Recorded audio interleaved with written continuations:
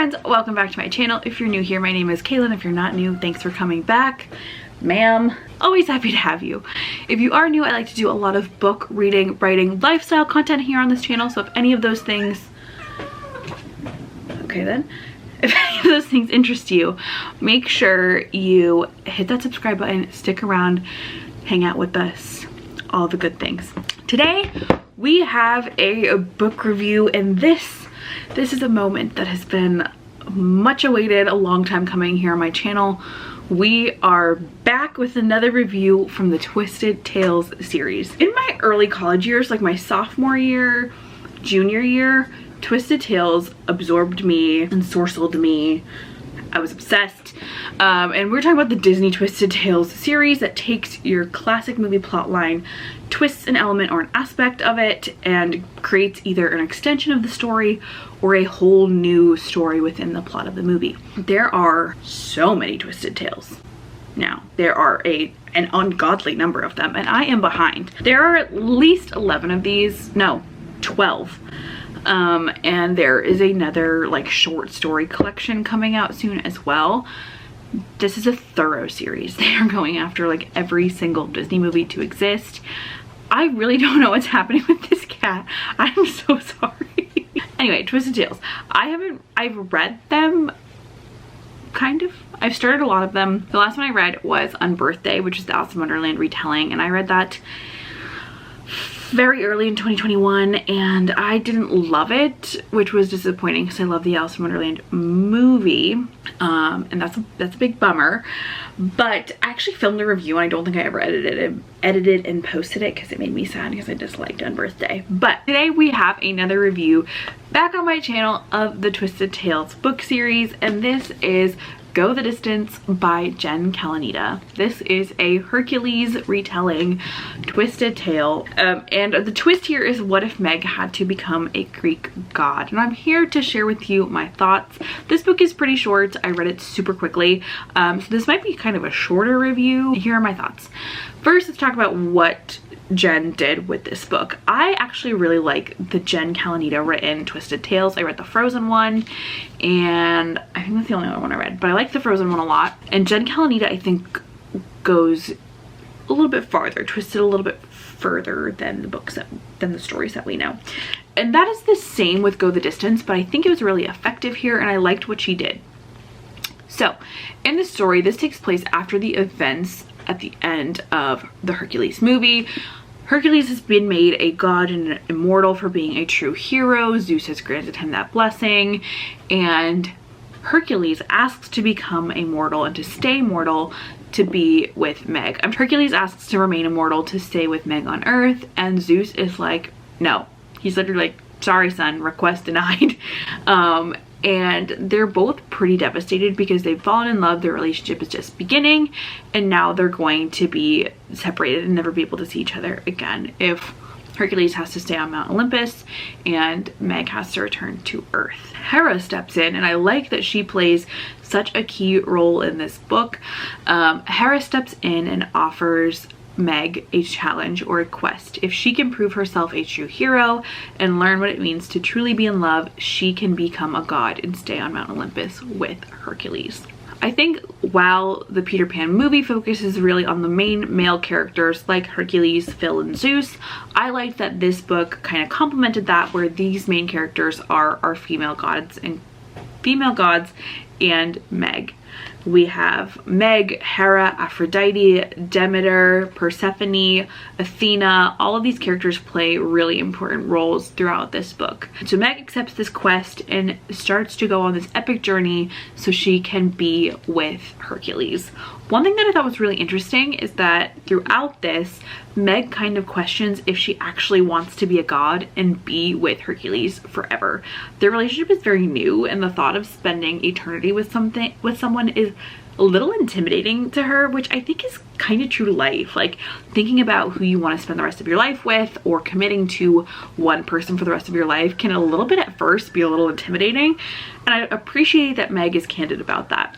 We also see a lot of Meg's backstory, where she learns to distrust people and kind of build these walls around her. We see how her father abandoned her, and her mother died when she was very young.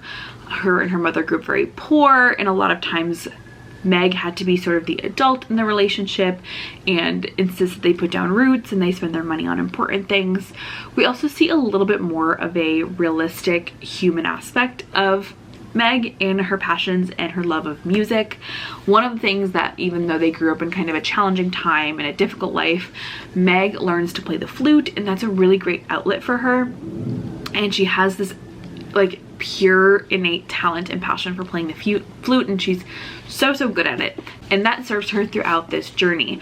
I like that we saw an expansion of the Greek world. We see more gods, we see more mythological creatures, we see more legends and things like that kind of expanded throughout the world. We go to Athens in this book, we go to Thebes, we go to the underworld. We really get to spend more time in these different parts of the world of Greek mythology. On her quest, I thought the quest could have been a little bit cooler. I can't lie to you. I really did. Meg has to go take Athena's double flute back from this creature called an empusa, I think is what it's called. But I think that's also a snack. Hold on. Empusa. Yes, it's an empusa. I think that's also a snack. So Athena has had this double flute that was stolen from her and is being hidden in this cave by a bat-like vampire bat creature called an empusa that lures in humans to eat them, particularly men. Steals back this flute. It summons the goddess Athena, who then kind of champions Meg's quest and is an ally to her throughout the rest of the quest. It's a 3-phase quest, which is what I predicted, but I thought the second phase was Meg had to go back and talk to her ex-boyfriend, who she originally in the movie sold her soul to save. He got sick, he was dying, his name was Aegeus, he was not doing well, and Meg sold her soul to Hades to save him. While she's in the underworld doing the bidding for Hades, he immediately falls in love with another woman. So Meg thinks that it was immediate. It was actually a lot longer. And what Meg has to do is go back and talk to him about his wife, learn about her so she can go to the underworld and bring her soul back, because she's recently died, but the gods didn't mean for her to die. So they're now charging her to go back to the underworld and bring the wife, Katerina, back. For me, I was just like, that's your quest. You gotta go talk to your ex-boyfriend. That's the best we could do for Meg. Meg, that's all Meg can handle, which was a little bit of a bummer for me. I thought that the first part, the getting the flute, was really cool, though it felt like the second and third tasks of this quest felt so intensely connected that the flute kind of like felt like a little bit of an add-on, though the flute in the end is how Meg convinces Katerina to go back to the world of the living with her. So it was kind of a full circle moment, but it was like not the strongest one. And at face value, when you're looking at these 3 quests, it just felt like it kind of paled in comparison and was not as well connected to the other 2. Meg, she's so cool, she's so badass, and we're gonna make her talk to her ex-boyfriend. But it did serve a purpose overall, and I like the overall message of her quest. Throughout this, Meg can call upon Hercules for help. She has 3 chances to call Hercules for help. Are you done running? Meg learns a lot throughout this quest about what it means to be independent but still ask for help. She has to ask Phil for help. She has to call on Hercules a couple of times for help. She has to learn to be vulnerable and to tell Hercules the truth about her past. She has to learn to forgive Aegeus and Katerina and hear out that story.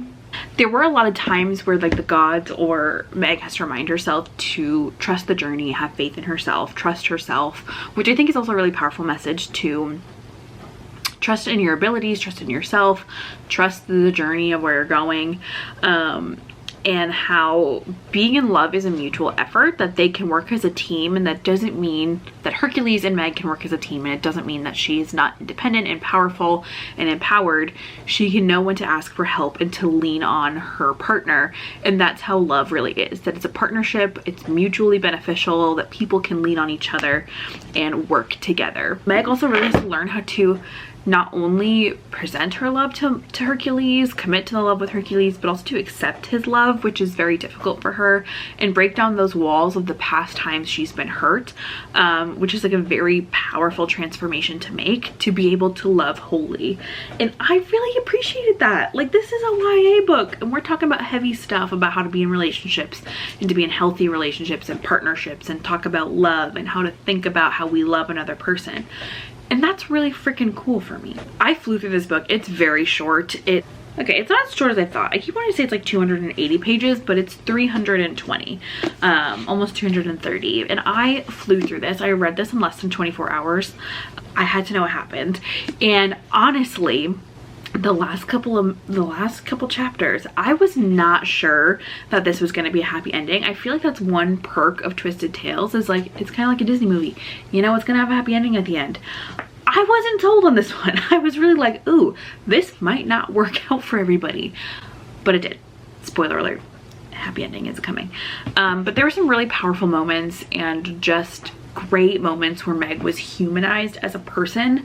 She goes to the underworld and she knows that her mother is there, and she could cast this quest aside and go meet her mother, or go see her mother again, but she doesn't have the time, and she has to make that decision, knowing that she's going to become a god and she will never die, to never see her mother again, to reunite people who shouldn't have died, to be reunited with her love, to give love another chance. And that's a really difficult decision to make. I think Jen did a great job of expanding on the world of the story. I liked that it was separate enough from the actual movie that the movie is still kind of whole and intact in my brain, and I don't think of it any differently. But it's an extension. I'm continuing to spend time in the world of a movie I love, the characters that I love. We meet Phil. I featured this book in a reading vlog that I'm posting soon, and I mentioned that Phil comes into this book, and I kid you not, I read every single thing by him in Danny DeVito's voice.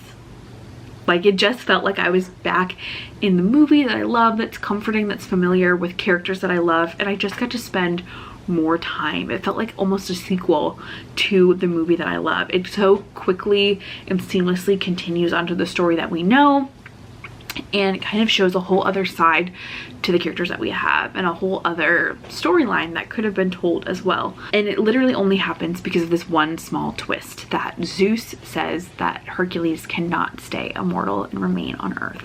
I think this is a great example of Disney magic, and Disney magic in books, and how you can take a story and you can just build on the world and keep living in a magical plot. And I love these books, and this really reminded me of how much I love Twisted Tales, because they take those movies that mean so much to me, that are magical and nostalgic and like feel like old friends, and I get to go back to them and re-explore them, or meet my characters and learn more about them, connect with them better. I get to spend more time in these movie worlds and these settings that are familiar to me, and that's really, I think, a gift, to be able to continue the Disney magic and to stay in worlds and movies that I love. So I love this series.